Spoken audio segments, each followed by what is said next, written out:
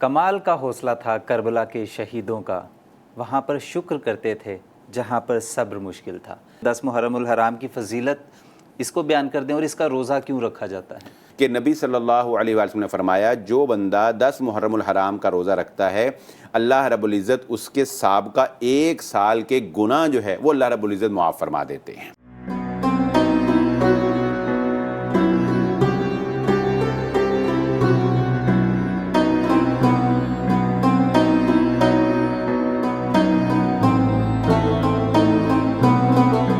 کمال کا حوصلہ تھا کربلا کے شہیدوں کا، وہاں پر شکر کرتے تھے جہاں پر صبر مشکل تھا۔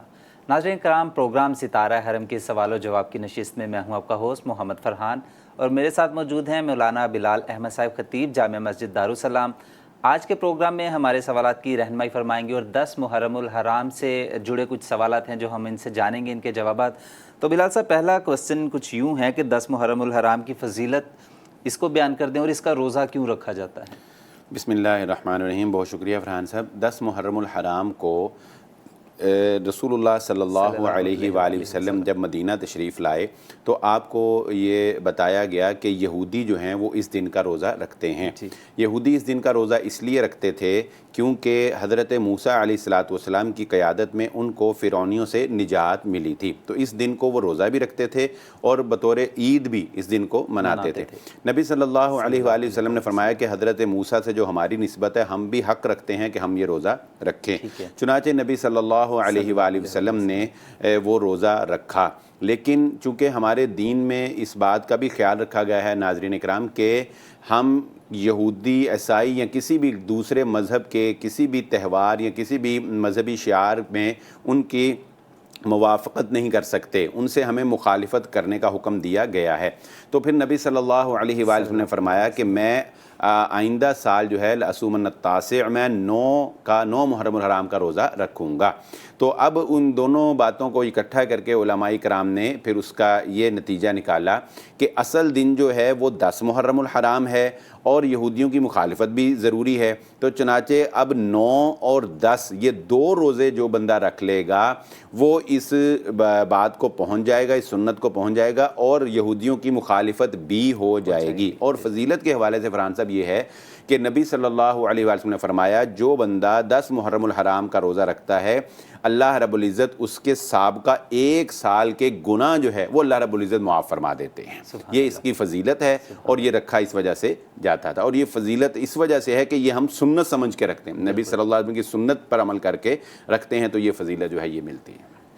بلال بھائی، نیکسٹ کوسچن ہم پروگرام میں ایڈ کریں گے اور وہ بھی 9-10 محرم کے حوالے سے ہی ہے۔ یہ 9-10 محرم کے جو دن آتے ہیں ان میں حلیم پکانا اور ماتم کرنا، کوئلوں پر چلنا، زنجیر زنی، اس کے بارے میں کیا احکامات ہیں یہ بتائیے گا۔ فرحان صاحب، ہم اپنے ناظرین کو یہ بات کہیں گے کہ وہ بالکل نیوٹرل ہو کر ذرا ہماری بات کو سنیں، بغیر اس کے، کیونکہ ہم یہاں پر کسی فرقے کسی گروہ کی بات نہیں کرتے، ہم بات وہ کرتے ہیں جو محمد رسول اللہ صلی اللہ علیہ وآلہ وسلم کی بات ہے۔ تو فرحان صاحب دیکھیے کہ بات وہی آ جاتی ہے کہ شہادت حسین رضی اللہ تعالیٰ عنہ کا کس کو غم نہیں ہے، کس کو دکھ نہیں ہے، مگر ہمارے دین نے غم کے اظہار اور غم کے طریقے کا بھی کوئی اصول، کوئی ضوابط بتائے ہیں۔ پہلی بات تو یہ ذہن نشین رکھیں کہ اللہ کے نبی صلی اللہ علیہ وآلہ وسلم نے کسی بھی فوتگی پر 3 دن سے زیادہ اس کا اظہار افسوس کرنا، یہ نبی صلی اللہ علیہ وسلم نے فرحان صاحب منع فرمایا ہے۔ دیکھیں، غم تو ساری زندگی انسان کو نہیں بھولتا، ٹھیک ہے، لیکن اس کا اظہار کرنا وہ 3 دن جو ہے اس سے زیادہ ہم اس کو نہیں کر سکتے۔ پھر اب بات آ گئی اپنے آپ کو مارنا پیٹنا۔ فرحان صاحب، اگر ہم اخلاقی طور پر بھی دیکھیں تو کہیں بھی کوئی ریزنیبل آدمی یہ نہیں کہہ سکتا، بلکہ آپ نے دیکھا ہوگا کہ ہمارے جو یورپین ممالک ہیں ان میں اس طرح کی چیزوں کو فنی ڈکلیئر کیا جاتا ہے کہ اپنے آپ کو یہ مار رہے ہیں، پیٹ رہے ہیں، اس میں وہ بہت آگے چلے جاتے ہیں۔ اور نبی صلی اللہ علیہ وسلم نے منع فرمایا، آپ صلی اللہ علیہ وسلم نے فرمایا کہ من ضرب الخدود، جس نے گالوں کو پیٹا، وہ شق الجیوب اور گریبان چاک کیے، اپنے آپ کو مارا پیٹا، فلیس منا، وہ اس کا ہمارے طریقے سے کوئی تعلق نہیں، یہ ہمارا کوئی طریقہ نہیں۔ اور ایک بڑی سخت وعید نبی صلی اللہ علیہ وسلم نے ایک حدیث میں نوحہ کرنے والی خاتون کے لیے بیان فرمائی کہ اگر وہ توبہ نہیں کرتی تو اسے وہ جہنم کا ایندھن جو ہے وہ بنا دیا جائے گا۔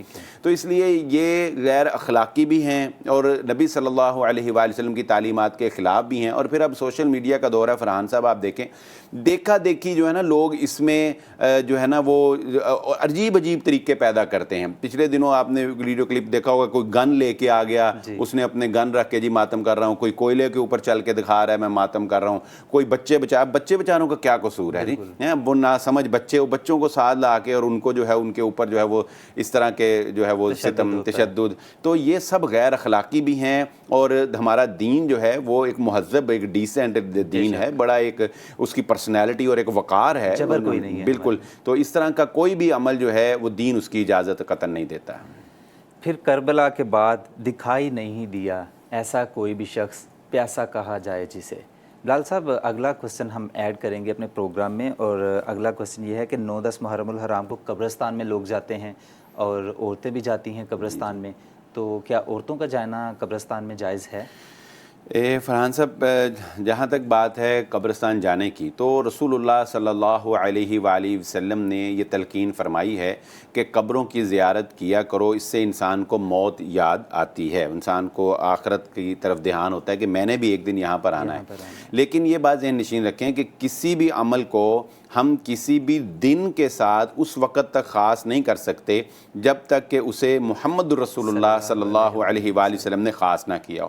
مثلا ہم ایک خاص لیلۃ القدر کی عبادت کیوں کرتے ہیں؟ کیونکہ اللہ نے اس کی فضیلت بیان فرمائی. ابھی ہم نے ذکر کیا ہم 10 محرم الحرام کا روزہ کیوں رکھتے ہیں؟ کیونکہ نبی صلی اللہ علیہ وسلم نے اس کی فضیلت بیان فرمائی. اسی طرح جو بھی ہم خاص کر کے کام کریں گے وہ نبی صلی اللہ علیہ وسلم کے بتانے پر کریں گے. تو پہلی بات تو یہ ذہن نشین رکھ لیں کہ 9-10 محرم الحرام کو خاص قبرستان جانے کا کہیں محمد رسول اللہ صلی اللہ علیہ وسلم نے بیان نہیں فرمایا. اس لیے ان دنوں کو خاص کر کے جانا اس کا دین میں کوئی کنسیپٹ نہیں ہے. ایک بات. دوسری بات جو آپ نے عورتوں کی تو دیکھیں یہ دل خراش بات ہے کہ عورتیں نہ صرف جاتی ہیں بلکہ آپ وہاں پر بے پردگی ایک ماحول جو ہے دیکھتے ہیں. اور قبرستان تو عبرت پکڑنے کی جا ہے, ٹھیک ہے, لیکن وہاں پر بھی آپ کو ایک گہما گہمی اور ایک انٹرٹینمنٹ کا سامان جو ہے نا جی وہ نظر آئے گا. یہ بات ڈھکی چھپی نہیں ہے, ہر بندہ دیکھ سکتا ہے, جا سکتا ہے. وہ ایک انٹرٹینمنٹ کا سا ماحول بنا دیا گیا ہے. ہمارا دین اس چیز کی اجازت نہیں دیتا, نہ ہمارے دین کا یہ مزاج ہے. اچھا, جہاں تک بات ہے فرحان صاحب آپ کے سوال کی کہ عورتیں قبرستان جا سکتی ہیں, تو جی ہاں عورتیں قبرستان جا سکتی ہیں, لیکن اس کے لیے بھی باپردہ ہونا ضروری ہے. بلکہ عورت جب بھی گھر سے نکلے گی وہ باپردہ ہوگی, لیکن وہ قبرستان تو ایک وہ عبرت پکڑنے کے لیے جا رہی ہے, نصیحت کے لیے جا رہی ہے, یا اپنے کسی پیارے کے لیے دعا کرنے کے لیے جا رہی ہے. قبرستان عورتیں جو ہیں وہ جا سکتی ہیں. نبی صلی اللہ علیہ وسلم نے پہلے منع فرمایا تھا, لیکن بعد میں آپ صلی اللہ علیہ وسلم نے اجازت دے دی تھی. اس لیے قبرستان خواتین جا سکتی ہیں, لیکن وہ پردے کا اہتمام کریں. اور اسی طرح کوئی نوحہ, کیونکہ عورت کمزور ہوتی ہے. آپ کو دیکھا ہوگا فوتگی پر بھی عورتیں زیادہ چیخ پکار زیادہ عورتیں کرتی, تو وہاں جا کے کوئی ایسی چیخ پکار کرنا, نوحہ کرنا, اپنے مارنا پیٹنا, ایسا کوئی کام جو ہے وہ کرنا جو ہے وہ نہیں چاہیے, جائز نہیں ہے. تو بلال بھائی عورتیں اگر دیکھا جائے تو مطلب سب کانٹیننٹ میں مزاروں کا بڑا رواج ہے, وہاں پر بھی عورتوں کا آنا جانا ہوتا ہے, تو اس متعلق آپ کیا کہیں گے پھر؟ جی فرحان صاحب وہ بھی اسی ضمن میں آ جاتا ہے کہ مزار میں بھی جو اب ہمارے ہاں عرس جو ہے وہ کیے جاتے ہیں, اور اب وہاں پر کئی ایسی باتیں ہیں جو وہاں کے جو سمجھدار اور ریزنیبل لوگ ہیں وہ مانتے ہیں کہ یہ غلط ہے, ٹھیک ہے جی. وہاں پر اب ناچ گانا جو ہے, اور آپ کا میڈیا دکھاتا ہے یہ سارا کچھ, رقص ڈھول اور وہ پتہ نہیں کیا کچھ وہاں پر جو ہے وہ آج کل ہو رہا ہے. تو میں یہ سمجھتا ہوں کہ یہ دین کے نام کے اوپر کاروبار ہے. یہ کاروبار لوگوں نے بنا لیا ہے. اور یہ محرم الحرام میں بھی ہمارے جو شیعہ حضرات ہیں ان کے جو اچھے علماء ہیں ان کے آپ بیانات سنیں, وہ خود کہتے ہیں کہ پیسوں کے لیے جو ہے وہ فرقہ واریت کو ہوا دے رہے ہیں لوگ. اصل میں یہ جتنے بھی انتشار پسند لوگ ہوتے ہیں یا جو بھی دین میں انٹرٹینمنٹ یا دین میں غیر اخلاقی امور جو بھی بندہ لائے گا نا فرحان صاحب, یاد رکھیں اس کے پیچھے اس کا کوئی مفاد ہے, وہ دین نہیں ہے. یا وہ پیسے کمانے کے لیے کر رہا ہے, یا وہ امت کے اندر انتشار پیدا کرنا چاہتا ہے, یا وہ فضا خراب کرنا چاہتا ہے, امت کو حق سے ہٹا کر کسی اور طرف لگانا چاہتا ہے. تو یہ سب معاملات جو ہیں یہ پیٹ کے معاملات ہیں یا مفادات کے معاملات ہیں, دین میں ایسی کوئی بات نہیں ہے. ٹھیک ہے. بہت شکریہ بلال صاحب، آپ نے ہمیں ٹائم دیا اور ہم نے 9-10 محرم الحرام کے حوالے سے سوالات جو تھے وہ بلال صاحب کے سامنے رکھے اور انہوں نے ہماری رہنمائی فرمائی.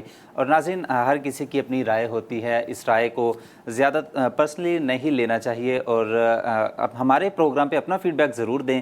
اور پروگرام کا وقت یہاں پر ختم ہوا چاہتا ہے. نیچے دیے گئے لنکس پر اپنا فیڈ بیک دیجیے گا. ہمیں اجازت دیں. اللہ نگہبان.